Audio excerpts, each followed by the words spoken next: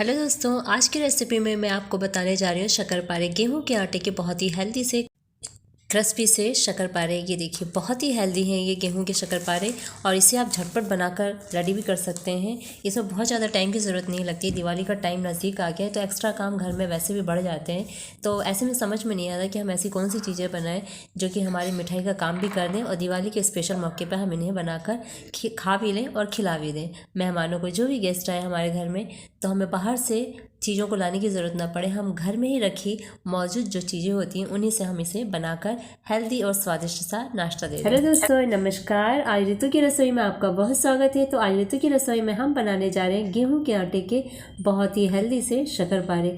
ये शक्करपारे बहुत जल्दी बनकर तैयार भी हो जाते हैं। दिवाली में बनानी है तो ऐसे में ऐसी कौन सी चीज़ें हैं जो झटपट बन भी जाए और थकान के समय में हमें थकान भी ना लगे। तो ऐसे में शक्करपारे बहुत जल्दी आधे घंटे में बनकर तैयार हो जाएंगे। तो मैं क्रिस्पी से शक्करपारों को आप अपने घर में ज़रूर ट्राई कीजिए। तो इस रेसिपी को बनाने के लिए सबसे पहले हमने ये देखिए गेहूं का आटा ले लिया है। ये देखिए ये गेहूं का आटा ले लिया, इसको मैंने छान कर रख लिया। 1 कटोरी मैंने गेहूं का आटा लिया है। आप चाहे तो इसकी जगह मैदे का भी यूज़ कर सकते हैं। और ये मैंने 1 चम्मच के करीब में मैंने सूजी लिए है। ये देखिए 1 चम्मच के करीब में सूजी ली, उसको अच्छे से आप साफ़ कर लीजिए। और ये 1 ही चम्मच मैंने बेसन भी लिया है। बेसन की जगह आप मैदा भी यूज़ कर सकते हैं। जैसा मैंने स्टार्टिंग में बताया आपको कि आप 1 कटोरी जैसे गेहूं का आटा लेते हैं तो 1 कटोरी आप मैदा भी ले सकते हैं।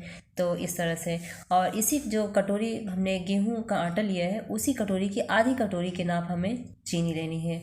और ये देखिए इस तरह से हमने चीनी को पीस भी लिया है, क्योंकि हमें पीस कर ही इसमें डालना है। और उसके बाद हमने ये देखिए इलायची ले ली है। 2 से 4 दाने मैंने इलायची के ले लिए हैं। और ये मैंने घी ले लिया है। घी का इस्तेमाल हम 3 चम्मच करेंगे मोइन के लिए। आप यदि घी डालना चाहते हैं, यदि घी को अवॉइड करना चाहते हैं तो उसकी जगह आप रिफाइंड ऑयल भी यूज़ कर सकते हैं। तो आइए अब हम इसका डो तैयार कर लेते हैं। इसके लिए देखिए मैंने एक थाली ले ली है और थाली में मैंने ये जो 1 कटोरी मैंने गेहूं का आटा लिया था उसको रख लिया है। और अब इसमें हम ये बेसन ले लेंगे। ये जो मैंने 1 चम्मच, बड़े साइज़ का चम्मच से मैंने 1 चम्मच बेसन लिया है। और सूजी ले लिया है, वही बड़े साइज़ के जो साइज़ का चम्मच होगा उसी साइज़ से हमने इसको 1 चम्मच सूजी ले लिया है। सूजी हम इसलिए डालते हैं ताकि थोड़ा सा जो क्रिस्पीपन आता है ना सूजी से आता है। और बेसन भी इसीलिए डालते हैं, थोड़ा सा जो मुंह में से घुलने वाली जो बात होती है ना वो बेसन से ही आती है। तो आप बेसन का इस्तेमाल ज़रूर करें इसमें। और इसको अच्छे से आप मिला लीजिए। और इसके बाद अब ये देखिए मैंने घी ले लिया है। घी को थोड़ा सा मैंने गर्म कर लिया है, क्योंकि ठंडी का टाइम आ गया है तो वो जमने लगता है घी। तो इसको गरम करके ही हमें इसमें डालना है। और 3 चम्मच मैंने घी का इस्तेमाल किया। आप इसकी जगह चाहे तो रिफाइंड ऑयल का भी यूज़ कर सकते हैं। और अब ये देखिए मैंने 2 से 3 दाने जो इलायची के लिए थे उसको मैंने कूट लिया है और कूट कर इसमें डाल दिया है। और ये चुटकी भर बहुत मामूली सा हमें नमक डालना है। इसलिए डाला जाता है नमक क्योंकि वो बैलेंस बराबर कर देता है। जैसे बैलेंस जो होता है ना मीठे और थोड़ा सा नमकीन सा, तो वो अच्छा लगता है। तो बैलेंस को इक्वल कर देता है। तो ये देखिए अब हमने डो भी तैयार कर लिया है। डो को हम थोड़ा थोड़ा पानी लेकर ही डो को तैयार करेंगे। एक साथ हमें पानी आटे में नहीं डालना है और थोड़ा थोड़ा ही पानी डालना है। इससे क्या होगा ना, थोड़ा आटा जो हमारा अच्छा सा सख्त सा तैयार हो जाएगा। और जो हमें इसका डो तैयार करना है वो जो जैसे हम पूड़ी का आटा गूंथते हैं ना उससे भी ज़्यादा सख्त होना चाहिए। अदरवाइज़ क्या होगा ना कि यदि आप आटा थोड़ा सा भी सॉफ्ट हुआ या फिर आपने पूड़ी की तरह उसके आटे को बनाया डो को, तो वो जो शक्करपारे हैं ना वो जल्दी से सॉफ्ट होने लगेंगे। मतलब उसको 1 हफ्ते तक फिर आप स्टोर करके नहीं रख सकते हैं। वो दूसरे तीसरे दिन से सॉफ्ट होने लगेंगे तो अच्छे नहीं लगेंगे टेस्ट में और स्वाद में। तो ये देखिए इस तरह से। अब देखिए इसको हम 5 मिनट के लिए रेस्ट पे रख दिया था मैंने। और उसके बाद अब इसका हम इस तरह से लोइयाँ काट लेंगे। पेड़े जो बनाते हैं ना उसको मतलब एक साथ ही काट लेंगे। और अब इसको देखिए अच्छे से इसको गोल करके हमें इसको बेल लेना है। ये मैंने इस तरह के चकले का इस्तेमाल किया है। वो इसलिए इस्तेमाल किया है क्योंकि इसी पे हमें काटना है। जब पीसेस इसके बनाएंगे ना हम शक्करपारे के जो काटेंगे तो वो इजी हो जाएगा हमें कढ़ाई में डालने के लिए। यदि हम इसका प्लेटफॉर्म का यूज़ करते हैं तो उस पर हमें उठाने में दिक्कत होगी। तो ये देखिए मैंने बेल के इस तरह से तैयार कर लिया है, देखिए गोल सा। और अब हमें इसको शेप देना है। एक सुंदर सा शेप देने के लिए हमें इसको स्क्वायर में बनाना होगा।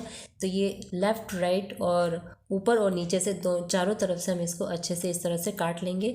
तो आप भी इसी तरह से काट लीजिएगा। तो उससे क्या है ना, शेप जो बहुत अच्छे आते हैं। जो शक्करपारे के शेप हैं वो बहुत सुंदर से दिखते हैं। तो इस तरह से आप किनारे से काट कर इसको हटा दीजिएगा। और इसको जब दूसरा आप पेड़ा लेंगे तो उसमें इसको ऐड कर लीजिएगा जो कटे हुए पीस हैं। और इसको अच्छे से आप हाथ की सहायता से चारों तरफ से बराबर कर लीजिए। ये देखिए इस तरह से मैंने बराबर कर लिया है।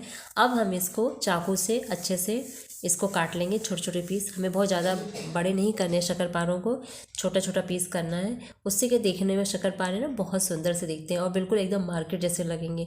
और जब किसी को आप खिलाएंगे ना, वो बिल्कुल समझ नहीं पाएगा कि ये मार्केट से लाए हैं आप या आपने घर में से खुद बनाया। इसका स्वाद और इसका जो टेक्सचर होगा, टेस्ट जो होगा ना, बहुत बिल्कुल मार्केट जैसे ही होगा। तो ये देखिए इस तरह से अब हमने पीसेस इस तरह से काट लिए हैं। अब इसको हम छान लेते हैं तेल में। तो ये देखिए मैंने कढ़ाई में तेल पहले से ही रख दिया था। तेल आप कोई भी यूज़ कर सकते हैं, जो भी आप खाने के लिए यूज़ करते हैं। तो इस तरह से हम एक एक पीस को इस तरह से डाल देंगे। एक साथ हमें पीसेस को नहीं डालना है, अदरवाइज़ क्या होंगे ना, वो एक दूसरे से चिपकने लगेंगे।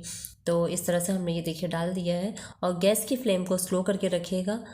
बहुत ज़्यादा स्लो भी नहीं होना चाहिए और नहीं ज़्यादा तेज़ होना चाहिए। तो इसका आपको ध्यान रखना होगा। और धीमी आंच पे आपको 1 से 2 मिनट तक, जब तक कि इस तरह का कलर ना आ जाए, तब तक आपको उसको सेक लेना है। ये इस तरह से देखिए मैंने बनाकर रख लिए हैं शक्करपारे। इसी तरह से आप भी एक के बाद एक सारे जो पेड़, हमने 3 पेड़े बनाए थे, उनको बेल कर और काट कर इस तरह से पीसेस आप करके रख लीजिएगा। तो ये देखिए ये बहुत ही सुंदर से दिख रहे हैं और एकदम आप अंदाज़ा नहीं लगा पा रहे होंगे कि ये मार्केट के बने हुए या घर के। तो इसी तरह से आप भी स्टेप बाय स्टेप इस रेसिपी को फॉलो करते हैं तो आप भी इस तरह की रेसिपी घर में बनाकर खुद भी खाएंगे और दूसरों को भी खिला सकते हैं, और वो बिना तारीफ़ किए आपकी बिल्कुल नहीं रहेगा। तो एक बार इन शक्करपारों को अपने घर में आप ज़रूर ट्राई कीजिएगा। और दिवाली के समय नहीं पड़ेगी, आप अपने काम भी कर सकते हैं एक्स्ट्रा, और इसे भी बना सकते हैं आप, और बिल्कुल थकान नहीं आएगी। आप इसको झटपट बनाकर तैयार कर सकते हैं। तो एक बार इन शक्करपारों को अपने घर में ज़रूर बनाकर आप देखिएगा, ट्राई कीजिएगा। तो ये शक्करपारों की रेसिपी आपको कैसी लगी कमेंट करके ज़रूर बताइएगा। और दिवाली के इस शुभ अवसर पर मेरे इस चैनल को ढेर सारा प्यार और मेरी रेसिपी को ढेर सारा प्यार दीजिएगा। और मेरे इस चैनल को लाइक, सब्सक्राइब, शेयर ज़रूर करिएगा। Thank you.